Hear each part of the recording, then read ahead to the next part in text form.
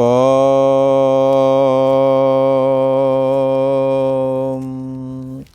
श्री योग वासिष्ठ के उत्पत्ति प्रकरण में श्री वशिष्ठ जी महाराज बोले, हे राम जी,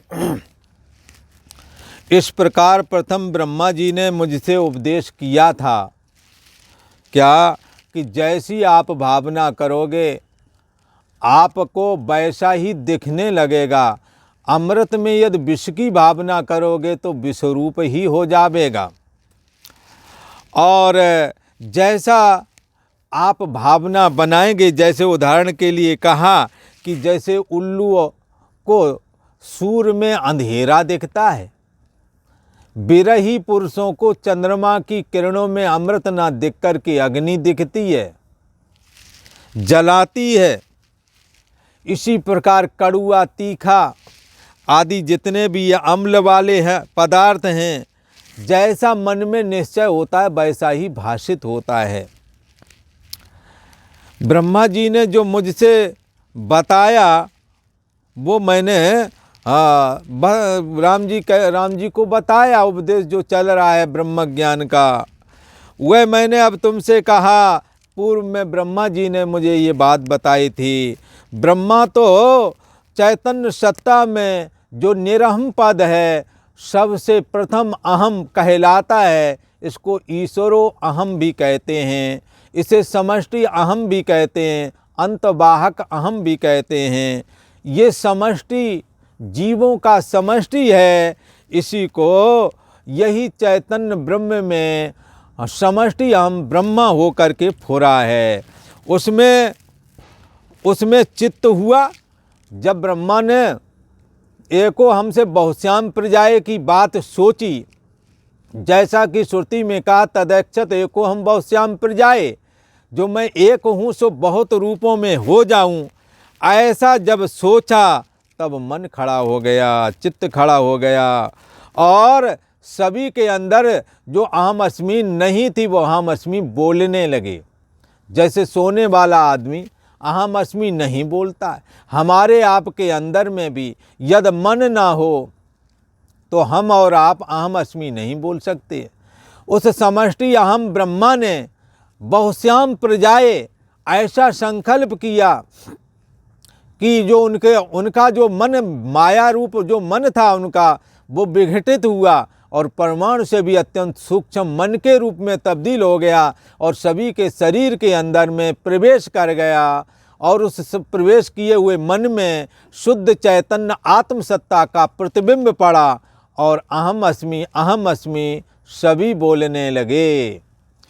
इन सभी अहम अस्मि में एक चैतन्य सत्ता ही समाया हुआ है। इसलिए चेतनस चेतना नाम एको बहु नाम, बहुतों में एक ही चैतन्य सत्ता है, अलग अलग नहीं। इसीलिए तो कहा गया है एक नूर से सब जग उपजा। एक चैतन्य सत्ता से ही सब में, सबके मनों में अहम अस्मि कहने के लिए सत्ता पहुंच रही है। सारे मन एजुकल टू ब्रह्मा जी का मन, ब्रह्मा जी का मन माया है। और जब माया को बहुश्याम प्रजाए करके जब उनके अंदर आता मैं बहुत रूप हो जाऊं, तो वो माया अपने को विघटित करती है और विघटित माया मन कहलाती है। वो अनंत है, उनकी गिनती नहीं है। सभी के शरीरों में तो मन है, उस मन में चैतन्य आत्मा का प्रतिबिंब पड़ता है, तो हर शरीर में मैं हूँ मैं हूँ मैं हूँ सब में निकल ही रहा है। तो इसलिए अहम अस्मि, पहले तो समष्टि अहम ब्रह्मा हुआ, हाँ, जो निर्हम पद था उसमें अहम पद आ गया। फिर उसमें बहुश्याम प्रजाए का जब संकल्प हुआ तब मन हुआ, और मन से तो फिर अहम अस्मि चेतनता का लक्षण ही बन गया। जिस चेतन को किसी तरह जान नहीं पाते थे, उस चेतन में जब अहम अस्मि फुरने लगा तो कहने लगे ये जो अहम है ना, ये अहम उसी में फुर रहा है। जैसे पानी में लहर फुरना होती है, ऐसे ही उस चैतन्य सत्ता जो आत्म सत्ता है, जो ब्रह्म सत्ता है, उसमें मन के फुरने से अहम अस्मि फुरने लगा है। वास्तव में वो चैतन्य सत्ता परिच्छिन्न अहम अस्मि से भी परे है। उसमें ये नहीं है जैसे सोने में वास्तव में आभूषण नहीं है, परंतु पहनने वाले तो सोना पहनते नहीं, आभूषण ही पहनते हैं। ऐसे ही हम लोग चैतन्य सत्ता को तो जानते नहीं, जितना भी व्यवहार करते हैं, जितना भी बर्ताव करते हैं, अहम अस्मि के माध्यम से ही करते हैं। यही चेतनता का लक्षण हो गया। ये ऐसी चेतना है जिसका होना सब जगत को जानना, सब जगत का जानना इस चेतना के बगैर संभव नहीं। इसलिए जो लगता मैं हूँ, इस मैं हूँ के द्वारा ही संपूर्ण जगत का ज्ञान हो रहा है, परंतु इस संपूर्ण जगत का ज्ञान जिस मैं हूँ के द्वारा होता है वो सो जाती है, तो इसका अभाव, सारा सब कुछ जानना पना गायब हो जाता है। तो सब कुछ जानना पना को जान रहे हैं, और सब कुछ जानना पना जब सोते समय गायब हो गया तो उसको भी जान रहे हैं। तो कौन श्रेष्ठ है, किसके आश्रय में ये फुर रहा है? जिसने इस सोने जागने वाली अहम अस्मि रूप चेतना का जिसने होना जाना और जिसका ना होना भी जिसने जाना, वो चैतन्य सत्ता ही तो ब्रह्म सत्ता है। तद विजिज्ञासु हो, उसको समझना चाहिए। कैसे समझें? श्रोतव्यो मंतव्यो निदिध्यासितव्य। उस आत्मा का श्रवण करो, मनन करो, निदिध्यासन करो, आत्मा का बोध हो जाएगा।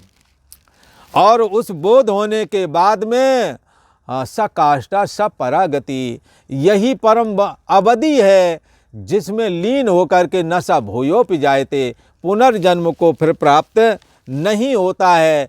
फिर पुनरप जननम पुनरप मरणम वाला सिलसिला खत्म हो जाता है। हे राम जी, जब यही अहम अस्मि चेतनता का लक्षण हुआ और उसकी जब दृढ़ता हुई, अहम अस्मि में जब दृढ़ता हुई, तो फिर क्या हुआ? मन फुरने लगा, संकल्प विकल्प होने लगा, और उस मन से कुछ खाने की वासना रस कहलाई, कुछ सुनने की वासना शब्द कहलाई, स्पर्श करने की वासना त्वचा के रूप में उस मन ने तन्मात्रा की कल्पना की। शब्द स्पर्श रूप रस गंध, 5 प्रकार के विषयों का ये मन अनुभव करता है। या तो शब्द सुनेगा, या रूप देखेगा, या स्पर्श का सुख लेगा। शब्द स्पर्श रूप रस गंध या तो सूंघेगा। इस प्रकार से मन ने 5 तन्मात्रा की कल्पना की।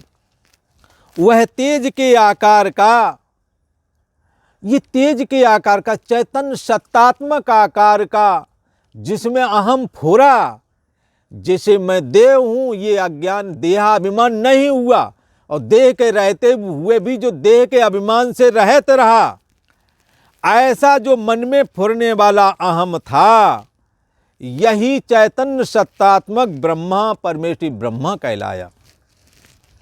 हे राम जी, ये परमेष्टि ब्रह्मा हमारे पिताजी हैं। हे राम जी, वह ब्रह्मा वास्तव में ब्रह्म की दृष्टि से परिच्छिन्न ही है। परिच्छिन्न अर्थात समष्टि अहम है। ये समष्टि मन कहलाता है। इस मन समष्टि मन ही माया भी बोली जाती है। समष्टि मन ब्रह्मा का अपना निज स्वरूप है। इसी को अंतवाहकता अहम भी कहते हैं। इस अंतवाहकता अहम में ब्रह्मा जी का अहम स्थित है। इस अहम के द्वारा एको हम उन्हें लगता है कि मैं एक हूँ, और फिर बहुश्याम प्रजाए, मैं बहुत रूप हो जाऊं, तो अपने मन को विघटित करते हैं। अर्थात भगवान ब्रह्मा जी का मन माया है, तो फिर हमारे आपका परिच्छिन्न व्यक्ति विशेष मन बन जाते हैं। ब्रह्मा जी मन रूप है और ये समष्टि मन है। समष्टि मन को माया बोलते हैं।